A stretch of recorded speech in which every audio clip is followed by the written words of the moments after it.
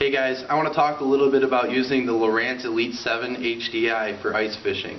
So in this video I'm going to show you everything that you need for conversion, and the reason I'm making this video is because I contacted customer support through Lowrance and they do have an ice pack conversion kit, but the transducer they provide for you is not compatible with the Elite series, and the bag they provide for you, the 7-inch model doesn't fit in it. So I had to buy a different bag and a different transducer, so I just kind of wanted to make a quick video and showing you my results. Just real quick on the Elite 7 unit itself, I find that it's a very affordable unit for a 7-inch LCD display. You can get them at Cabela's for around $399, at least that's what I got mine for. The prices have been dropping with all the new Gen 3s coming out, so it doesn't have the side imaging, which is really nice. Which is becoming more affordable itself, and it definitely doesn't have the 360-degree viewing that you can get in the Gen 3s, which is very expensive. But the price to performance ratio on this unit is extremely high for what you get. So it does have an ice flasher mode, which a lot of people say they use it on the ice, and some people say they just use the standard sonar. So that's kind of a preference thing, so I'll leave that up to you to decide what you want to use. But this does have the ice flasher capabilities, and all you're going to need from the unit is the unit itself, the bracket to hold it up, and the power cable. So I'll show you a little bit more about the power cable and what I did there.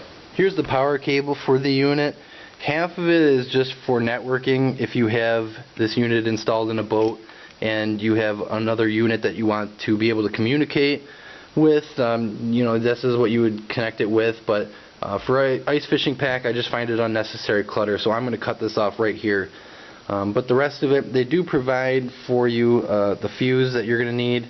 So I just connected the fuse to the red wire. I connected a small, about 8-inch length of black wire to the black wire. The yellow is just a non-connect, you can just leave that as is. But then I just added some quick connects. The reason I added the black wire is just give it a little more length, so when I do connect the battery, both of my connects are right around the same place. I basically just did it for cable management's sake.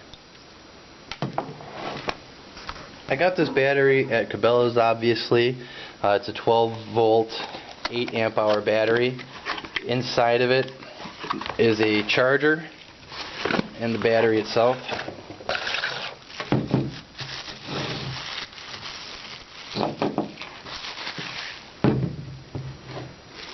It does come partially charged, and it does need to be charged before you take the unit out, but you can charge this for about 15 to 18 hours, I believe the directions said. Do not charge this unit for more than 18 hours. This charger basically does not stop charging, so it will damage your battery if you leave it on overnight or for an excess of 24 hours. So just kind of a heads up, this thing can overcharge your battery. There are no status indicators on the unit to tell you whether or not it's fully charged, or there's no red, yellow, green light on this thing, which it would be kind of nice to have, but there is no status indicator, so you have to be careful and time your charges every time you take it out, about 15 to 18 hours per charge, and like I said, do not overcharge the battery. I've got this, one more thing, I got this for about $32 at Cabela's. If you already have a charger at home, you can get these batteries online much cheaper. I found them on Amazon for about $15 a piece. So I actually did buy one on Amazon just to serve as a backup, but I was a little anxious to have one of these batteries so I could fire my unit up, so I did spend the $32 on this battery and charger, but like I said, you can get one much cheaper online, so if you have a little more patience than I do, go ahead and buy one online for $15, and then you can get another charger for about $9.99. I think I found one on Amazon as well. This is the ice transducer you're going to need. This is the PTI WBL. $70. I got mine at Cabela's. You can also get it online. But its most important quality is it's blue connector ready. The ice pack that I mentioned in the beginning of the video, it's called the Ice Pack PPP-18-1. It's a $150 ice pack conversion kit, and like I said, the ice transducer it comes with is the PTI WSU, and it is not blue connector ready, so you do need to buy a $40 adapter for it. So just by buying this deucer here, you can save yourself quite a few bucks. This is the bag I decided to go with. It's the Clam Deluxe Flasher bag. It was $65 at Cabela's, which is a lot of money to spend on a bag. But when you're protecting expensive equipment, I find that it's kind of worth it. It does have a front window where you can just open up this window and view your fish finder. It's very big inside. It's going to hold your battery, a spare battery, and it fits the 7-inch model of the Lowrance.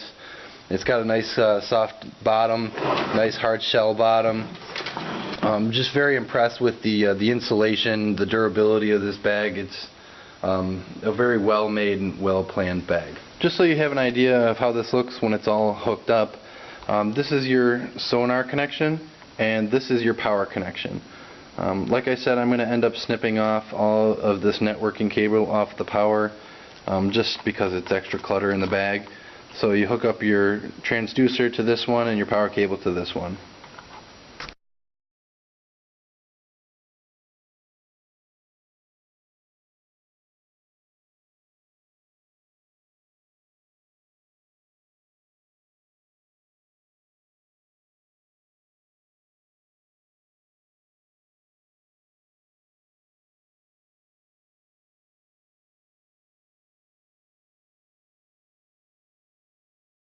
Alright, I made my baseboard to fit perfectly inside the bottom of this unit. There's a little wiggle room, but that's okay.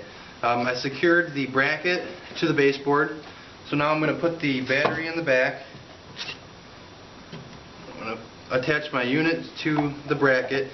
And remember to run your transducer through the bottom, because that's going to hang out of the front of this bag.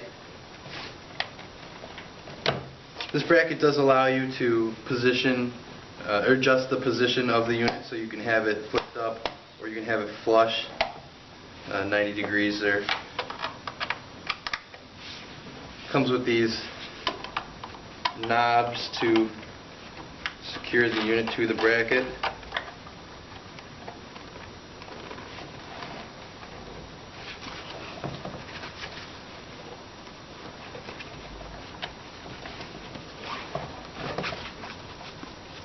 I'm going to attach the power.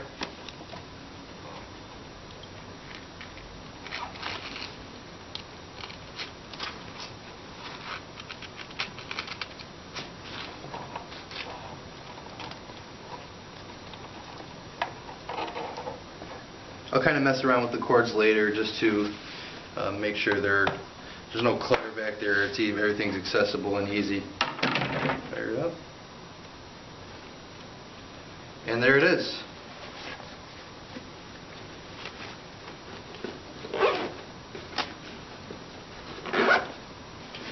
So that's basically everything you're going to need to convert your Elite 7 HDI to ice fishing, and thanks for checking out the video.